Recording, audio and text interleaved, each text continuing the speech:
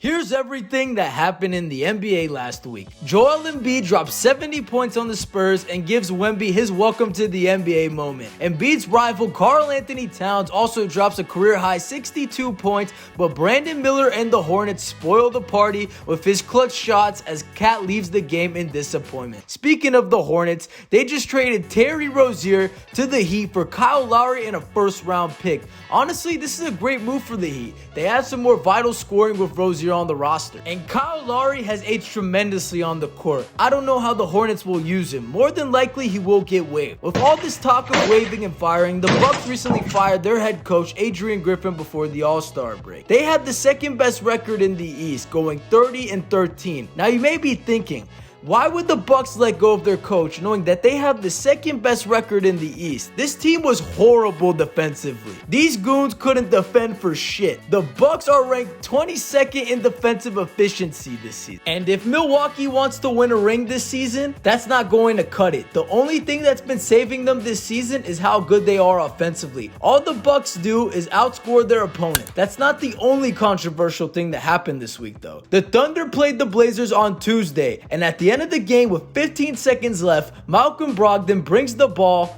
up the court and he's trying to call a timeout, except the refs call for a double dribble. The Blazers coach Chauncey Billups was furious to the point where he got ejected by the referees. After, it only got worse for the Blazers, with Jalen Williams hitting the game winner to seal the game. After the game, Chauncey Billups and the Blazers went to the NBA to protest the game, but nothing came out of it. On to Wednesday, where the Bucks beat the Cavs 126-115, and it's the first game they win since firing Adrian Griffin. And Giannis decides to go absolutely berserk, getting a triple-double consisting of 35 points, 10 assists, and 18 rebounds. Doesn't end there though. The Suns go on and blow out the Mavericks 132-109. And Devin Booker goes off for 46 points, and everyone in the Suns overall has a great game. They all shot pretty efficiently from the field and close it out nice. But if you played on the Mavericks, my oh my, were they abysmal from shooting from three. The Mavericks, in between the second quarter to the 7 minutes into the third quarter, shot 0 from 11 from deep. And if they want to take this season seriously,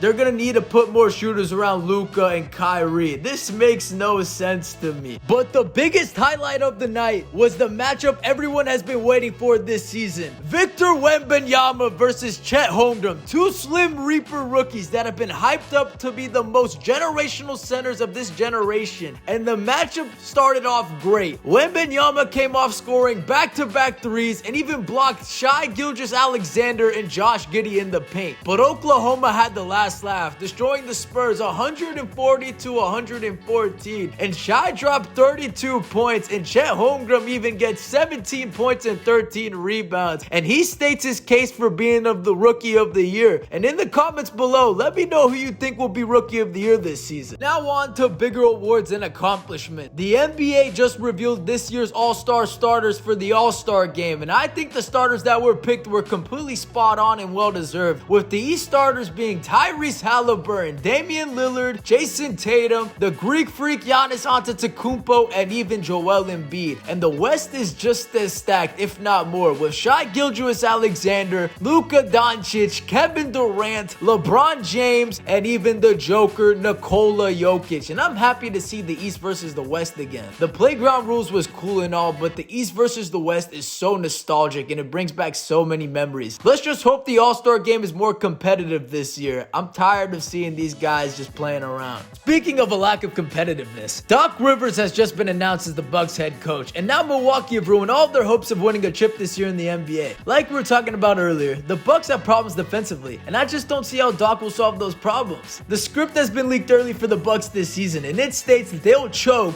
and get eliminated in the second round of the playoffs. Acknowledging second round exits, the Warriors last season eliminated the Kings to get to the second round, as these two teams had their rematch on Thursday, and it ended in heartbreak for the Warriors, with their former player Harrison Barnes dropping a career-high 39 points, and De'Aaron Fox gets the game-winning steal from Curry, and the Kings get their revenge, 143-144 for the victory. With all these career highs this week, we cannot but talk about Luka Doncic's historic 70 73-point performance versus the Atlanta Hawks. Luka was just putting up 2K numbers, spamming the joystick and toying with defenders. He even made the Hawks front office regret trading him for Trae Young. More than likely, Trae Young is on the trade block now, since Atlanta is stuck in no man's land, and to be honest, that's the worst position to be in the NBA. From one crazy stat line to another, Devin Booker dropped 62 points on the Pacers, and the Suns still lost. Book has to be so unlucky when it comes to scoring crazy stat lines. I mean, this guy dropped 70 and 62 points and has managed to lose both games. Like, he can't even look back and reminisce these moments. But the Pacers have been decent since acquiring Pascal Siakam. Indiana has won 3 games in a row, and Tyrese Halliburton hasn't even played. I could see them being a dark horse and making the conference finals this year. Now we move on to Saturday, where the NBA extended Adam Silver's contract to be the commissioner until the end of the decade. We even saw exciting matchups with the Nuggets beating the 76ers 111-105 without Joel Embiid and even Tyrese Maxey. The Clippers beat the Celtics at TD Garden 115-96, where Kawhi turns up dropping 25 points and Jaylen Brown completely struggles, dropping an abysmal 8 points and shooting 3 for 13 from the field. The Celtics in general were horrible. They couldn't make a 3 to save their life. But the most exciting and intense game has to be given to the Lakers versus the Warriors. If you were watching this game, you had to be on the edge of your seat. All of the stars for both teams decided to show up. LeBron dropped the triple-double. Curry went nuts and couldn't miss from downtown, dropping 46 points. Klay Thompson looked like his former prime self, dropping threes in the clutch.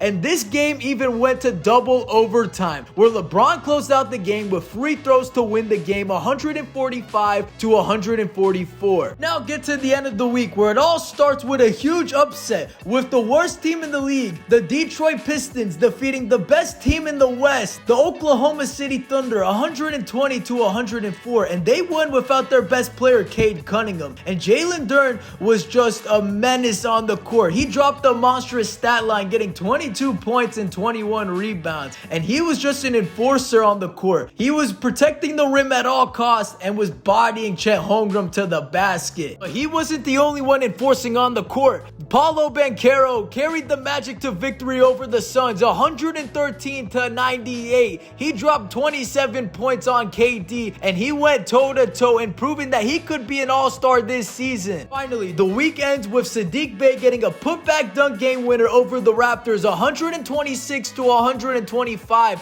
and that's it. Good game, boys. Catch you later. Deuces.